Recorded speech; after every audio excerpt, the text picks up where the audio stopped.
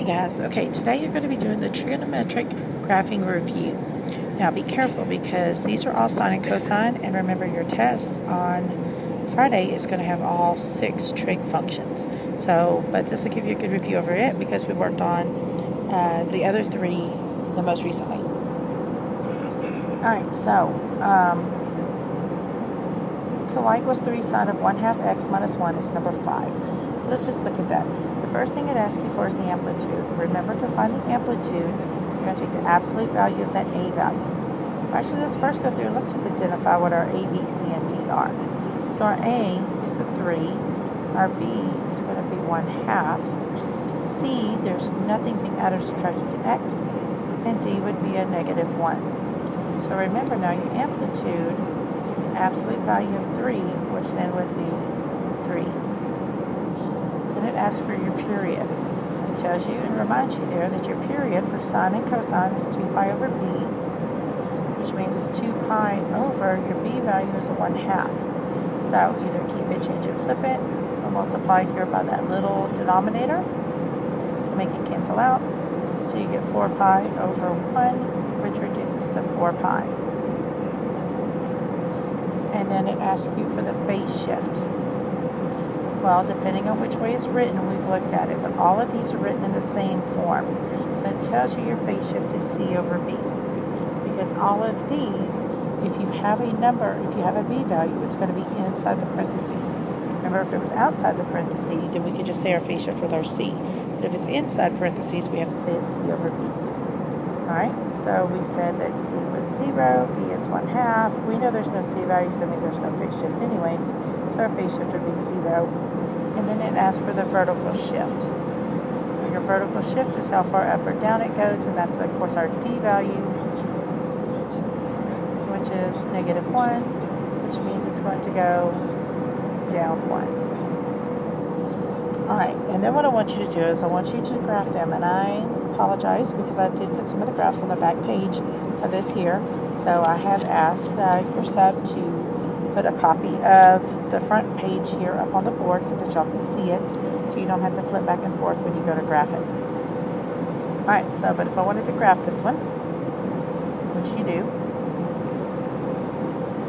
I'm going to draw myself a graph here. You got to make sure to label it because I don't believe any of your graphs have scales on them, so you need to put a scale.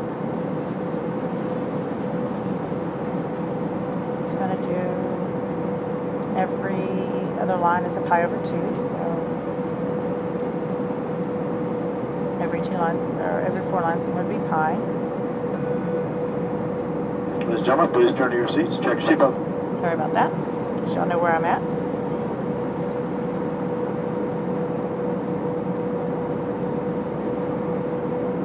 Alright, so let's work on our table. So sine of x is our parent function. So my sine of x parent table.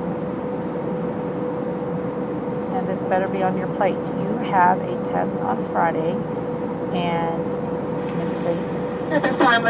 Okay, sorry, what I was saying there is that Miss Bates knows that when you come in on Friday, your plate is to be ready. You're not to be coming in and trying to copy everything from your notes onto it or using another student's plate to copy from it. You need to make sure it's on there when you come into class. So hopefully by now this is on there. So we have our table for sine. Now what is happening here? Is there anything that's going to be affecting my x values? Well, yes. We have what, that 1/2 times x. So remember, x is the opposite, so really we're going to divide by that 1/2, which dividing by 1/2 is the same as multiplying by 2. And is there anything that's going to affect my y's? Yes, at the beginning it says times 3, and then it has a -1 there at the end. So I'm going to take all of these x values right here and multiply them by 2. So 0 times 2. Pi over 2 times 2. Guys, write it out.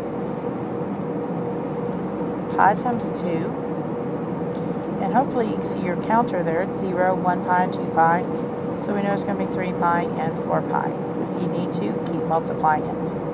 Alright, then we're going to take our y's and we're going to multiply them by 3 and subtract 1.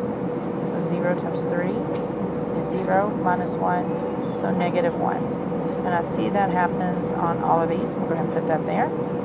And then we get 1 times 3, which is 3 minus 1, which is 2. And we have negative 1 times 3, which is negative 3 minus 1,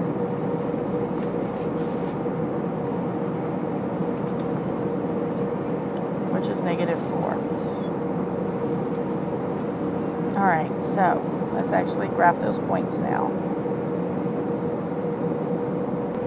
Alright, so we're going to graph. Yep, I definitely need to either extend my graph or I'm going to have to rescale it. I think we'll rescale it here. Or if you have room, you can just extend your graph. So what I'm going to do instead is I'm going to let every 2 lines be a pi. So this is 1 pi, 2 pi, 3 pi, and 4 pi. And then of course then we have our negatives. Ladies and gentlemen, just a note table. Looks like we're about 30 minutes out from landing in Vegas. We'll be turning on the fasten seatbelt sign here shortly. Alright, so let's graph our points. The current weather in Vegas temperatures in the upper 60s. Sorry about that.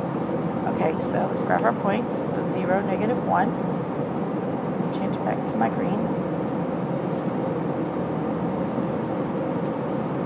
Pi 2.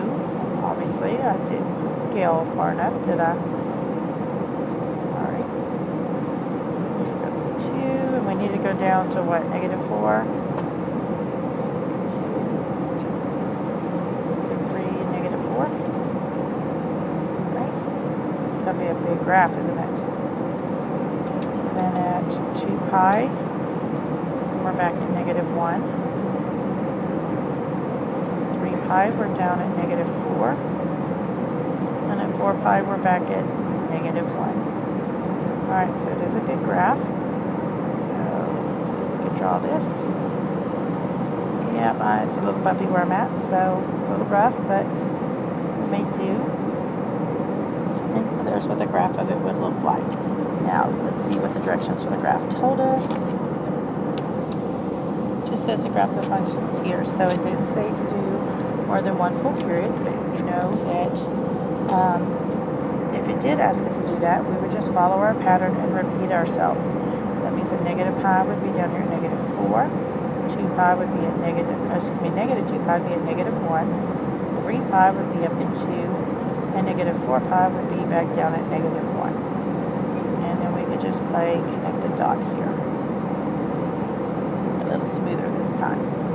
Alright, so there would be our graph. So that's what I want you to do on all 20 of these. You are to turn it in at the end of the class, whether you are finished or not. So what I would like you to do is do like 3 or 4 of them, and then go graph them if nothing else. Or just, if you don't want to just do it, fill out the table and then graph it. Every so many, turn over and make sure you're graphing them so you have some of the graphs done as well as some of the information here on the front. Alright, great. Hope this helps you. Have a great day.